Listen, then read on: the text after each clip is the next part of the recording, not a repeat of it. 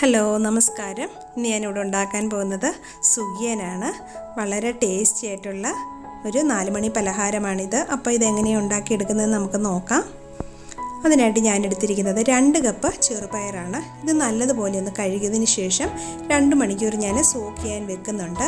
നിങ്ങളുടെ കയ്യിലുള്ള പയറിന് അധികം വേവില്ലാത്തതാണെങ്കിൽ ഇത് കുതിർത്ത് വെക്കേണ്ട ആവശ്യമില്ല. അപ്പോൾ ഇത് ഞാൻ 2 മണിക്കൂറാണ് സോക്ക് ചെയ്ത് വെക്കുന്നത്. ഇപ്പോൾ 2 മണിക്കൂർ ആയിട്ടുണ്ട്. അതിനുശേഷം ഞാൻ ഇതൊരു പ്രഷർ കുക്കറിലേക്ക് ഇട്ടിട്ട് ഇതിലേക്ക് 2 കപ്പ് പയറിന് 3.5 കപ്പ് വെള്ളം ചേർത്തിട്ട് ഇതിലേക്കൊരു 1/4 ടീസ്പൂൺ ഒരല്പം 1/4 ടീസ്പൂണിലും കുറവ് മതി ഉപ്പും കൂടെ ചേർത്ത് മിക്സ് ചെയ്യുക. അതിനുശേഷം ഞാനിതൊരു മീഡിയം ഫ്ലെയിമിലിട്ടിട്ട് 4 വിസിൽ വരുന്നിടം വരെയാണ് വേവിക്കുന്നത്. നിങ്ങളുടെ കയ്യിലുള്ള പയറിൻ്റെ വേവ് അനുസരിച്ച് വിസിലിൻ്റെ എണ്ണം കുറയ്ക്കുക. ഒരുപാട് വെന്ത് പോകരുത്. അപ്പോൾ ഇത് 4 വിസിലിന് ശേഷം കംപ്ലീറ്റ് പ്രഷർ പോയതിന് ശേഷമാണ് ഞാനിത് ഓപ്പൺ ചെയ്യുന്നത്. ഇപ്പോൾ ഈ പയർ നല്ലതുപോലെ വെന്തിട്ടുണ്ട്. അതുപോലെ തന്നെ ഇതിൽ ചേർക്കുന്ന വെള്ളവും ഒരുപാട് വെള്ളവും ആയി പോകരുത്. ആ വെള്ളം കൂടുതലാണെങ്കിൽ നല്ലതുപോലെ ഒന്ന് പറ്റിച്ചെടുക്കുക. കാരണം ഇതിൽ ശർക്കര ചേർക്കുമ്പോൾ ഒരുപാട് അങ്ങ് ലൂസായി പോകും. അപ്പോൾ നമുക്ക് ഉരുട്ടിയെടുക്കാൻ പറ്റത്തില്ല. അപ്പോൾ ഇതുപോലെ ഈ ഒരു പരുവത്തിൽ നമുക്ക് പയർ വേവിച്ചെടുക്കണം. അതിനുശേഷം ഞാൻ ഇതിലേക്ക് ചേർക്കുന്നത് കരിപ്പട്ടിയാണ്. ഞാനിവിടെ 100 ഗ്രാം കരിപ്പട്ടി എടുത്തിട്ടുണ്ട്. ഇത് ചെറിയ കഷ്ണങ്ങളാക്കി ഒന്ന് പൊടിച്ചിട്ട് മിക്സിയുടെ ജാറിലേക്ക് ഇട്ട് നന്നായിട്ടൊന്ന് പൊടിച്ചെടുക്കുകയാണ്. ഇത് ഞാൻ ഓൾറെഡി യൂസ് ചെയ്തിട്ടുള്ള കരിപ്പട്ടിയാണ്. അപ്പോൾ ഇതിൽ അഴുക്കൊന്നും ഇല്ലാത്തതാണ്. അതുകൊണ്ടാണ് ഞാനിങ്ങനെ ഡയറക്റ്റ് യൂസ് ചെയ്യുന്നത്. വേവിച്ച് വെച്ചിരിക്കുന്ന പയറിലേക്ക് പൊടിച്ചെടുത്ത 1/4 കപ്പ് കരിപ്പട്ടി ഇട്ട് കൊടുക്കാം. അതിനുശേഷം ഇതിലേക്ക് 1/4 കപ്പ് തേങ്ങ ചിരക്കിയത് ചേർത്ത് കൊടുക്കാം. പിന്നെ ഇതിലേക്ക് ഒരു 1/4 ടീസ്പൂണ് വറുത്ത് പൊടിച്ച ജീരകത്തിൻ്റെ പൊടിയാണ് ചേർത്ത് കൊടുക്കുന്നത്. പിന്നെ ഇതിലേക്ക് ഒരു 1/4 ടീസ്പൂൺ ഏലക്കാപ്പൊടി ചേർത്ത് കൊടുക്കാം. ഏലക്കാപ്പൊടി ഇല്ലെങ്കിൽ ചുക്കുപൊടി ചേർത്താലും മതി. അതിനുശേഷം ഇത് നമുക്ക് നല്ലതുപോലെ ഒന്ന് മിക്സ് ചെയ്യുക. പ്രത്യേകിച്ച് പയറൊന്ന് ഉടച്ചു കൊടുക്കണം. ഒരുപാട് അങ്ങ് ഉടയ്ക്കേണ്ട, ഒരു മീഡിയം പരുവത്തിൽ ഇതൊന്ന് സ്മാഷ് ചെയ്തെടുക്കുക.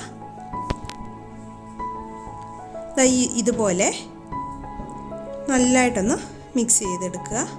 അതിനുശേഷം നമുക്കിതൊന്ന് ഉരുട്ടിയെടുക്കാം. ഇപ്പോൾ ഇതിലെ ശർക്കരയും വെള്ളത്തിൻ്റെയൊക്കെ അളവ് കറക്റ്റാണ്. അതുകൊണ്ടാണ് നമുക്ക് ഈ ഒരു പരുവത്തിൽ ഇത് ഉരുട്ടിയെടുക്കാൻ പറ്റുന്നത്. ഇതുപോലെ നമുക്ക് എല്ലാം ഒന്ന് ബോൾസാക്കി എടുക്കാം. നിങ്ങൾക്ക് ഈ കരിപ്പട്ടിക്ക് പകരം ശർക്കരയോ പഞ്ചസാരയോ ഒക്കെ ചേർക്കാം. എങ്കിലും കൂടുതൽ ഹെൽത്തി കരിപ്പട്ടിയാണ് പാം ജാഗരി.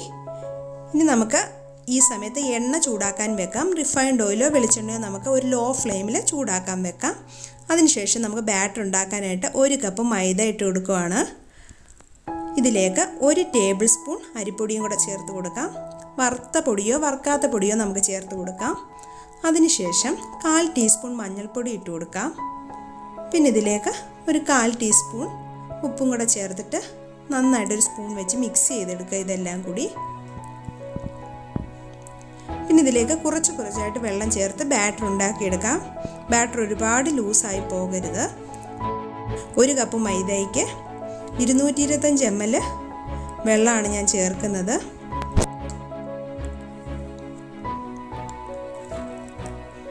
അതിനുശേഷം ഇത് കട്ടകളില്ലാതെ ഒന്ന് മിക്സ് ചെയ്തെടുക്കുക. കൈ വെച്ചിട്ട് ഇതിലെ കട്ടകളൊക്കെ കളഞ്ഞിട്ട് നമുക്ക് ബാറ്റർ റെഡിയാക്കി എടുക്കാം. ഈ 2 കപ്പ് പയറിന് 1 കപ്പ് മൈദ അത്രയും മതിയാവും. മൈദയ്ക്ക് പകരം നിങ്ങൾക്ക് ഗോതമ്പ് പൊടി വേണമെങ്കിലും യൂസ് ചെയ്യാം. എപ്പോഴും മൈദ ഒരുപാട് ലൂസ് ആകരുത്. ഒരു ഇഡലി മാവിൻ്റെ പരുവത്തിൽ ഈ പരുവത്തിൽ എടുക്കുക. ഇനി നമുക്ക് എണ്ണ ചൂടായോ എന്ന് നോക്കാം. അതിനായിട്ട് ഉണ്ടാക്കി വെച്ചിരിക്കുന്ന ബാറ്ററിൽ നിന്ന് ഒരല്പം എണ്ണയിലേക്ക് ഇട്ട് കൊടുക്കുക.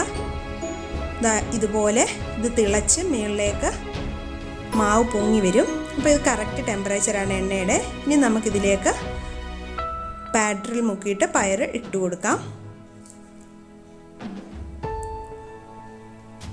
ഒരു മീഡിയം ഫ്ലെയിമിൽ വെച്ചിട്ട് ഇനി നമുക്കിതെല്ലാം ഒന്ന് ഫ്രൈ ചെയ്തെടുക്കാം. അതുപോലെ തന്നെ നമ്മൾ ഈ മാവ് ഇടുമ്പോൾ മാവില്ലാത്ത ഭാഗത്ത് അല്പം കൂടി ചേർത്ത് കൊടുക്കുക. അതിനുശേഷം ഒരു സ്പൂൺ വെച്ചിട്ട് എല്ലാ ഭാഗത്തേക്കും എണ്ണ ഒഴിച്ചു കൊടുക്കണം. ഒരു ഭാഗം ഫ്രൈ ആയി കഴിയുമ്പോൾ അടുത്ത ഭാഗം ഒന്ന് തിരിച്ചിട്ട് കൊടുക്കുക. അങ്ങനെ എല്ലാ സൈഡും ഒന്ന് ഫ്രൈ ആക്കി എടുക്കുക. ഈ മാവ് ഒന്ന് വെന്ത് കിട്ടേണ്ട ടൈമേ ഉള്ളൂ. അപ്പോൾ ഒരു 5 മുതൽ 7 മിനിറ്റ് വരെ മതിയാകും ഇത് റെഡിയാകാനായിട്ട്. ഇപ്പോൾ ആയിട്ടുണ്ട്. നമുക്കിത് കോരി മാറ്റാം. അതുപോലെ തന്നെ നമുക്ക് ബാക്കിയുള്ള അത് ചുട്ടെടുക്കാം.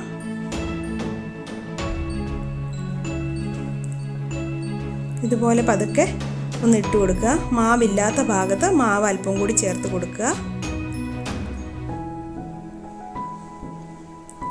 അതുപോലെ തന്നെ നിങ്ങൾ ശർക്കരയാണ് യൂസ് ചെയ്യുന്നത്, ഉരുക്കിയെടുക്കുകയാണെങ്കിൽ ഈ പയറും ശർക്കരയും തേങ്ങായും എല്ലാം കൂടെ ഒരു കടായിലിട്ടിട്ട് ഉരുക്കിയെടുത്ത് ആ വെള്ളം ഒന്ന് പറ്റിച്ചെടുത്തിട്ട് നമുക്ക് ഇത് ഉണ്ടാക്കിയെടുക്കാം. പക്ഷേ ഇതാണ് ഈസി മെത്തേഡ്.